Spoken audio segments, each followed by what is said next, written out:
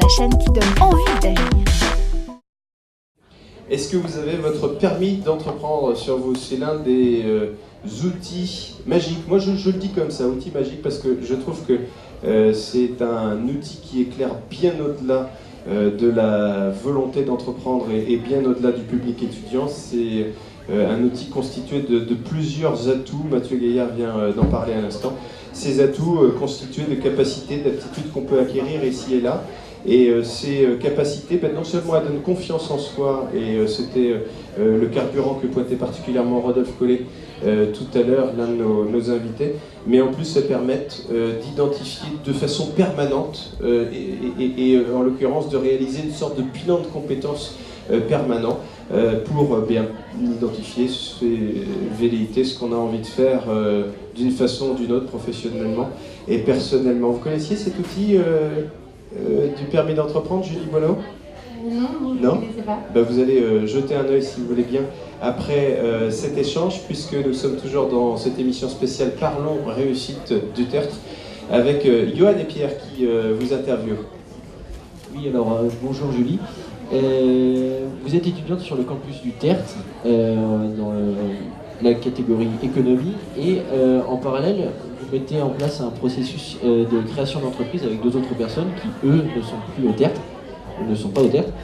Et d'ailleurs, tout d'abord, je dois dire que je trouve que cette démarche est très courageuse. Allier les deux, c'est quelque chose d'assez prenant, j'imagine. Oui, effectivement, ça prend du temps et il faut être motivé pour et concilier études et puis projet professionnel. Quand on dit de vous que vous êtes courageuse, qu'est-ce que ça vous inspire? Qu'est-ce que vous ressentez? Vous vous sentez courageuse? Ou c'est normal? Ça fait partie de votre personnalité? Oui, je pense que je suis courageuse et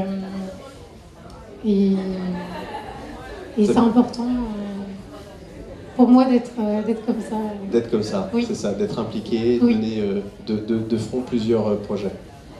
Et donc, première année en master sciences de gestion, en quoi ça consiste exactement?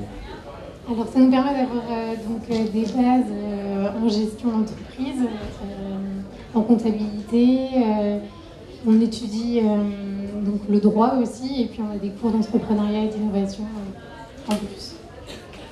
Et donc l'année dernière, tu es en licence 3 d'économie d'entreprise, c'est bien ça? C'est bien ça. Oui.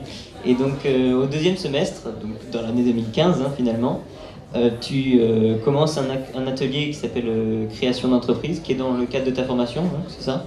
Oui, c'est bien ça. En fait, on avait le choix entre aide au projet professionnel ou un cours d'entrepreneuriat, et donc j'ai choisi l'option entrepreneuriat. D'accord. Et à ce moment-là, en fait, qu'est-ce qui se passe dans ton esprit? C'est de la création, finalement, c'est de l'initiation à la création d'entreprise, donc je suppose qu'il faut avoir un projet ou... C'était intéressé ou il y avait juste une curiosité comme ça? C'était intéressé et j'étais curieuse d'apprendre plus sur l'entrepreneuriat. Qu'est-ce que vous vouliez apprendre?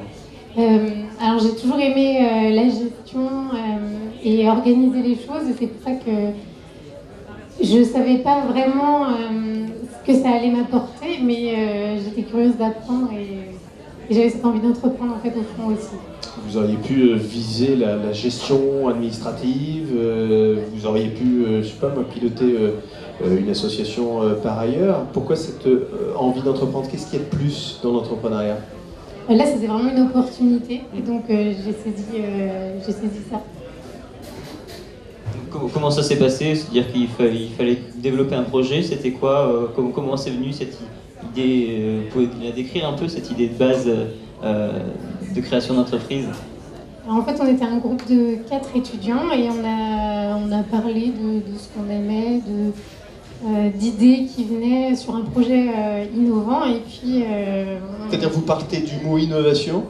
Oui. Vous partez de quelque chose que vous pourriez commercialiser. C'est quoi la genèse? On voulait quelque chose de nouveau, quelque chose qui n'était pas présent sur le marché. D'accord. Et on a réfléchi, on est arrivé... Alors là, vous avez brainstormé même, plus que réfléchi, voilà. j'imagine. Oui. Et on était tous intéressés par le thé, et puis après on a fait nos recherches Vous avez fait des recherches sur le thé et puis on va Oui, parler voilà. bien sûr de votre business model, mais comment est-ce que ce mot thé et ce mot innovation a résonné en chacun de vous? Est-ce que vous vous souvenez de ce qu'a exprimé le groupe quand vous avez commencé à en parler? Je sais plus vraiment, mais Vous vous chacun a souvenez pas? apporté Ouais. son idée, et puis c'est arrivé comme ça. D'accord. Et donc du thé, qu'est-ce qu'il a de particulier ce thé? Alors là, en fait, c'est sur le thé matcha. Donc, c'est un thé vert en poudre qui est utilisé au Japon dans la cérémonie du thé. Et donc, nous, on a trouvé que c'était intéressant de travailler dessus. En France, on l'utilise pour la cuisine de plus en plus. Donc, on a voulu... Mais vous connaissiez, enfin, votre groupe, vous étiez conscient que ça existait ce thé, ou c'était un travail de recherche préalable qui a fait que vous êtes tourné vers ce type de produit? C'était plus de la recherche. Ouais. Je pense qu'aucun d'entre nous n'avait vraiment goûté. Et après... Qu'est-ce qui se passe ensuite? Donc on travaille sur le projet, on prépare des concours et puis on Des présente, concours d'entrepreneuriat? oui, voilà. Des concours de création d'entreprise? Oui. Et on le présente à la fin du semestre. Et on nous parle justement du statut d'étudiant entrepreneur. Rodolphe. Et moi j'ai une petite question. C'est quoi le projet en fait? J'ai toujours pas compris. Moi je sais qu'il s'agit de thé, mais c'est quoi l'idée? Alors, au début, on était parti sur ouvrir une boutique et proposer du thé, proposer ce thé-là. Et aujourd'hui, on a un petit peu changé l'idée. On est plus dans la phase de recherche et on n'est plus forcément sur ouvrir une boutique avec le thé, mais plutôt le proposer à des magasins spécialisés, leur proposer notre produit. Parce que donc ça leur coûtera moins cher travailler. peut-être? Oui aussi, Oui. et puis on n'est plus vraiment sûr que ce soit la meilleure façon de faire. Oui, voilà. Il vaut mieux être finalement grossiste et vendre à des magasins spécialisés en fait, c'est ça? Oui, et l'améliorer du coup à notre façon. Donc, Bien. Et donc tu as dit que tu as parlé de tes collaborateurs, entre guillemets. Ils sont toujours avec toi maintenant dans ce projet? Ils sont toujours impliqués? Parle-nous un peu de tes collaborateurs. Vous êtes combien? Qui sont-ils? Alors on est 3 du coup sur le projet. Lou était avec moi aussi l'année dernière en cours d'entrepreneuriat, donc on a travaillé déjà ensemble sur le projet. Et elle en avait parlé à un ami à elle, Guillaume, qui a fait un master en design agroalimentaire, qui nous a aidé aussi à travailler sur le packaging du produit. Et cette année, il s'est aussi investi dans le projet. Et donc, parce que tu as dit qu'au départ dans l'atelier vous étiez 4, il y en a Oui. 2 qui ont arrêté le projet. Oui, voilà, eux, ils ont préféré se focaliser sur leurs études et faire passer leurs études. Alors qu'est-ce qui se passe quand des associés plutôt que collaborateurs, tu les nommes comment? Tes complices? Oui, associés. Associés plutôt. Qu'est-ce qui se passe quand des associés du coup arrêtent, cessent leur engagement? Alors l'année dernière, c'était pas vraiment... on parlait de continuer le projet, mais ils n'étaient pas vraiment investis à 100%. Donc là, cette année, Louis et Guillaume sont vraiment des associés et pour l'instant, tout se passe bien. Et tout se passe bien. Est-ce que vous faites des points réguliers sur l'implication de chacun? Parce que, bien sûr, tu en as parlé, au départ vous étiez parti sur l'idée de commercialiser via une boutique et puis ensuite vous vous êtes rendu compte que peut-être pour des raisons financières c'était plus intéressant de fournir des magasins spécialisés, mais au-delà du seul projet, il y a l'intention de chacun qui enrichit l'intention collective. Est-ce que vous la travaillez, cette attention et cette implication de chacun? Oui, on essaye d'être tous le plus impliqués possible. Comment vous faites pour travailler et vérifier cette implication? Alors on se voit presque tous les jours pour travailler sur le projet et on apporte chacun le maximum. Donc on fait nos recherches et puis on met tout en commun à chaque fois qu'on se voit. Est-ce que vous re-questionnez votre motivation? Puis je voudrais que Mathieu Gaillard réagisse à cette question. Est-ce que vous re-questionnez votre motivation régulièrement, Julie, dans votre groupe d'associés? Oui, bien sûr. Ouais. Comment on peut faire pour questionner la motivation, la place de chacun? Alors la place de chacun, c'est donner des rôles. Alors je parle à titre personnel et c'est des conseils, et il y en a sûrement plein d'autres, mais c'est se donner des rôles et s'y tenir. C'est comme on parlait du sport tout à l'heure, c'est les attaquants attaquent, ceux du milieu récupèrent pour envoyer à l'attaque, et la défense défend, quoi. Donc c'est ça, une fois, et c'est ce que vous êtes en train de faire, parce que effectivement je les vois, je témoigne, je les vois souvent passer à l'espace de coworking. C'est se donner telle mission pour le lendemain, on travaille, on avance, et puis voilà. Johan. Et donc oui, Mathieu vous a aidé dans ce projet.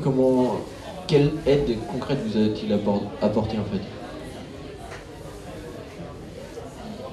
Allez, faut se lâcher là, faut dire même devant Mathieu ce qu'il vous a apporté. Donc on a souvent des ateliers qui sont organisés, donc ça c'est important. On sait qu'on peut compter sur tout le monde pour poser des questions quand on a besoin d'aide. On est soutenu dans le projet. On a aussi donc les avis de Mathieu qui comptent énormément et qui orientent un petit peu notre travail aussi. Petite précision, il y a le statut est octroyé par un organisme qu'on appelle un pôle étudiant pour l'innovation, le transfert et l'entrepreneuriat. Et cette année, donc c'est le Pépite créé pour la Loire-Atlantique qui anime ces ateliers et autour de la création d'entreprise où il y en a 4 obligatoires. C'était juste pour apporter. C'est pour ça les ateliers, je te sentais pas trop. C'est pour préciser. Julie, vous auriez pu avec tes complices rester tranquillement sur des études telles que vous aviez commencé à les faire. Pourquoi est-ce que vous faites ça? Ça sert à quoi? Est-ce que c'est une passerelle vers la vie professionnelle? Est-ce que c'est le signe d'une espèce d'impatience que vous avez? On fait plusieurs choses en même temps et puis comme ça on aura déjà notre propre job. Ça parle de quoi? Là, c'est vraiment... on a eu l'idée et on s'est dit qu'on avait l'opportunité de réaliser notre projet, donc on essaie de se donner les moyens d'y arriver, même si c'est maintenant et qu'on n'a pas terminé nos études. Fallait se lancer. Oui. En clair. Un conseil aux étudiants qui hésitent et qui peut-être parfois se cherchent, se posent la question de savoir s'ils pourraient peut-être avoir une deuxième activité en parallèle de leurs études. Qu'est-ce que tu as envie de dire à ces étudiants? Alors qu'il ne faut pas qu'ils hésitent et que s'ils sont mais motivés... c'est bien gentil de ne pas hésiter, mais enfin, j'hésite quand même, alors je fais quoi? S'ils sont motivés à réaliser leurs projets et leurs envies, ils seront soutenus et accompagnés. Et à pas dormir la nuit, du coup? Si, tu arrives encore à dormir? Si, on arrive à dormir. Ah, donc c'est possible. C'est donc une affaire d'organisation? Il faut essayer d'être bien organisé, oui. Ah, c'était donc ça. On va parler justement d'organisation, on va parler d'anticipation, de vision, on va parler de beaucoup de choses dans un instant, et surtout de capacité et de compétences. Quelle capacité, quelle compétence est-ce que j'acquiers quand je suis étudiant sur le campus du Tertre? A tout de suite. Réussir, la chaîne qui donne envie d'agir.